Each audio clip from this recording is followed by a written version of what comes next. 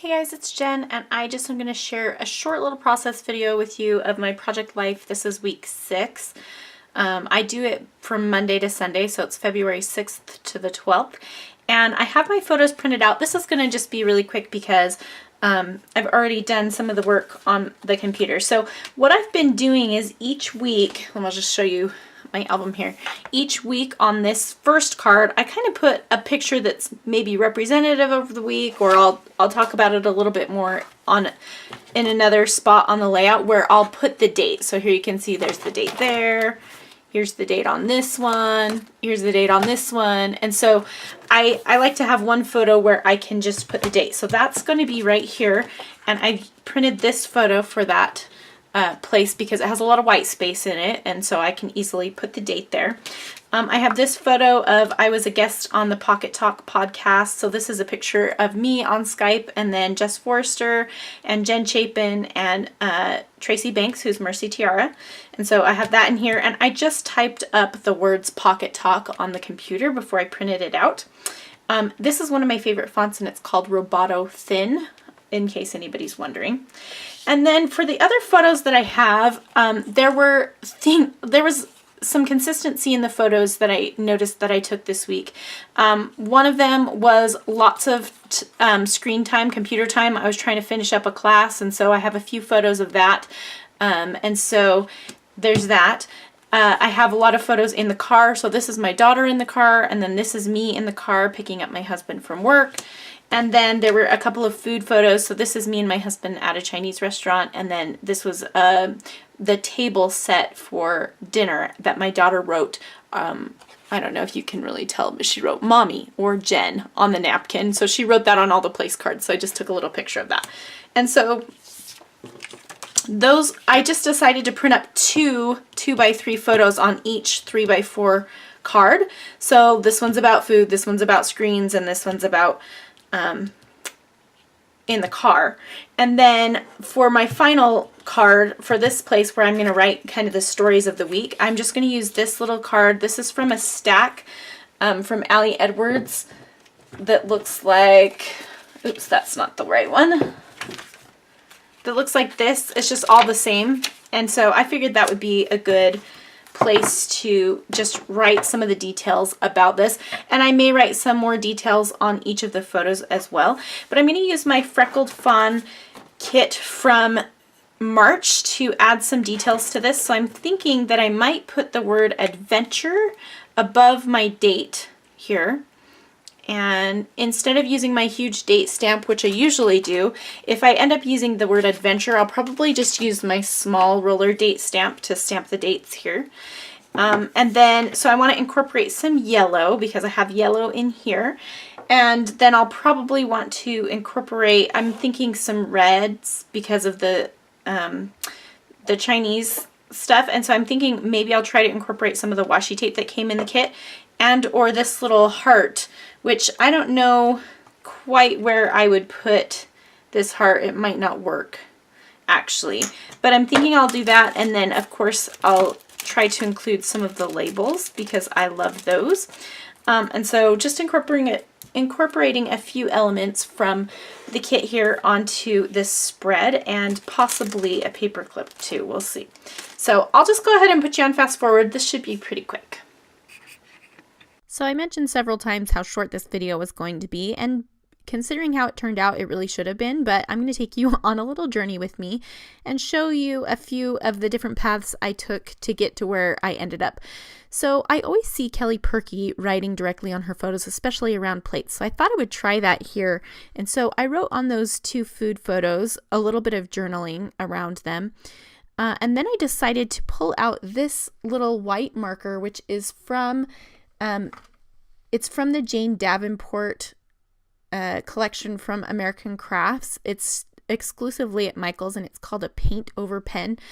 It's just a nice white pen, and I really like that. And I ended up writing on the photo I wrote in the car. So I wrote some of the words in a script, and then some of them in just like a regular font. And now what I'm doing is stamping the date on this larger photo, and I stamped the 2 dates fairly far apart, and then I'm using my Sharpie to write through, the word through, and I'm going to put the word adventure above it. This ends up being my favorite card in the entire spread. I just really like the way it turned out. It looks really nice to me. So I'm using my favorite glue for adhering these little acrylic words is some mixed media adhesive from Thermoweb. It's nice and strong and it dries clear. And so I really like that.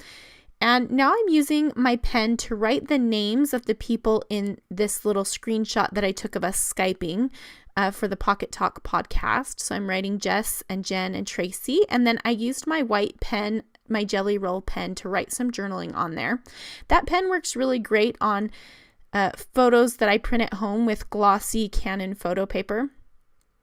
I added a light blue star above the word adventure, just kind of where the cross of the T dips down. And now I'm writing some more on my photos.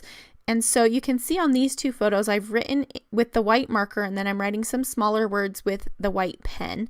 And I'm going to attempt to do that on this photo as well. So I'm writing good food and then writing with the white pen. I end up hating the way that the white pen and the black pen that I already did look together. So I'm going to end up reprinting that photo. And because it reprinted the other photo with it as well, I just had them on the same canvas. I just reprinted both of them together, and I'm going to redo both of the cards just to see if I can get the other one looking a little bit nicer too.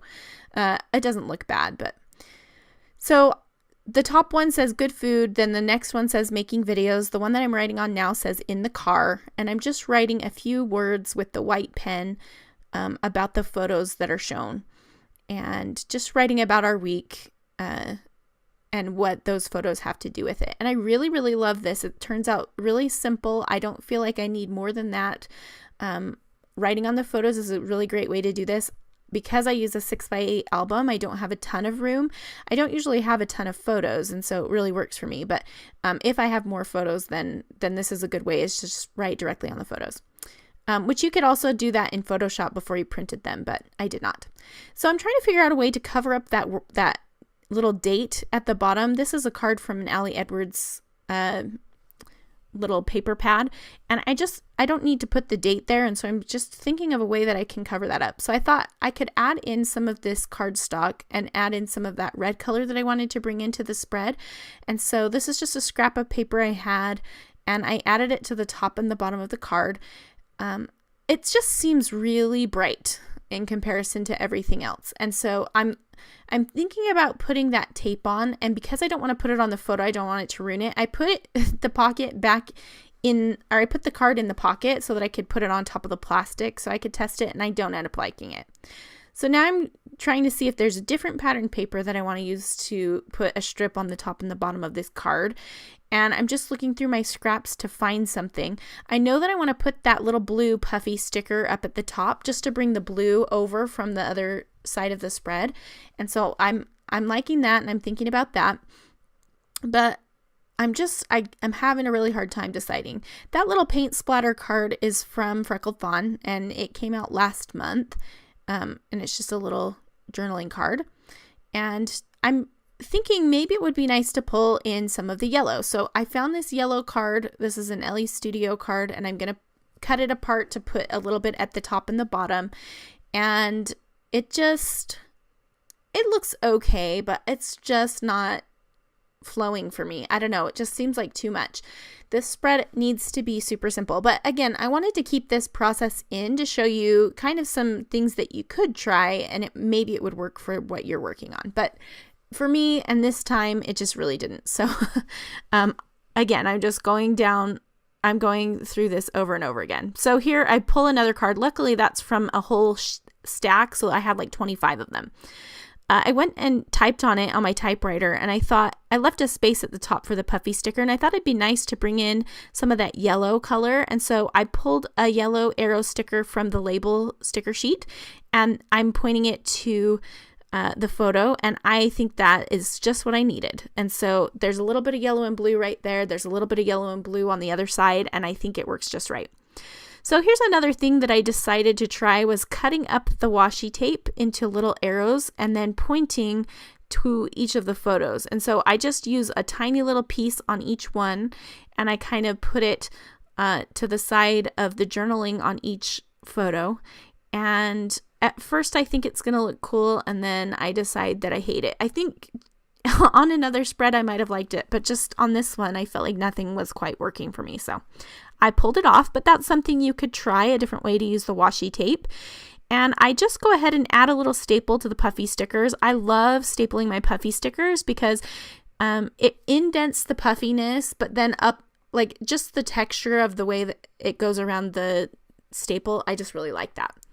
So now I'm pulling out some black StazOn and some white ink to stamp the dates. I always just stamp the dates on all of my photos. And so I'm using white on the photos where there's more dark space, and I'm using black on the photos where there's more white space, and just finding a spot to stamp on each individual photo. So you'll see me doing that here. And I don't mind if my photos are completely out of order because I stamp the date on each one. So it doesn't matter to me where the photos end up. I just want them to look nice together. So that is going to finish it up. I'm going to put all of the cards into the pockets, and I'm going to call that one done. So super, super, super simple. But I think that the simplicity lets the embellishments stand out.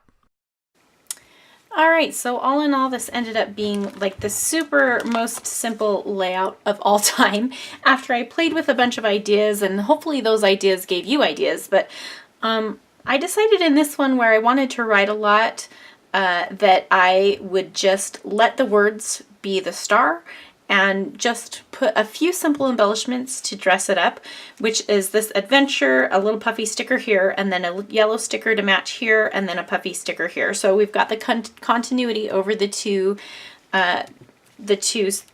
layouts, I guess. And I think that when you use very few embellishments, it really calls attention to them because, you know, those are the things that your eye takes in. And so if there's not a ton of embellishments, the ones that you do use really get to stand out. And I wanted this adventure to stand out. This is a fun acrylic piece, and I think it just turned out really pretty. I actually hand lettered it, and so I think, but I just think it looks really cute on here, and so I really like the way that that turned out. And I love all of the text on the photos. In this case, I did consider using this. This is a page protector that I cut down from one like this. I cut two of the pockets off to use as an insert on another spread and didn't end up doing it. And I thought, because I had so many photos, that if I wanted to, I could have put in another spread. So I could have put like this and this photo here and here, and this photo here and here, and then this and this photo could have gone here and here, and I could have had one more for more journaling. But I decided instead to just kind of cram it all together, and I don't think that I needed more space than what I ended up using, but that's just an option for you if that's something that you would like to do to include more. Is just cut down a page protector and put that in between. I'm still liking the 6x8 size. I don't think that if I would have been doing a 12 by 12 spread, full size spread, that these same photos would have worked for that. I just don't think that a lot of these photos are strong enough on their own, but when I make them smaller together, they create impact, and so I'm liking that. And so that's just some ideas to keep in mind for you, I guess. I was sad that I didn't end up incorporating any of the red elements that I thought I would, but I'm happy with the way that this simple layout turned out. I hope that you've enjoyed. If you have any questions, just leave a comment in the video description below, and I will get back to you, and I will link to the different products that I use in the video description on my YouTube channel. So if you're watching this on my channel, be sure to check the video description there. And if you're watching this on the Freckled Fawn channel, then you can link to the Freckled Fawn products from there as well. So thanks so much for watching, and we'll see you soon.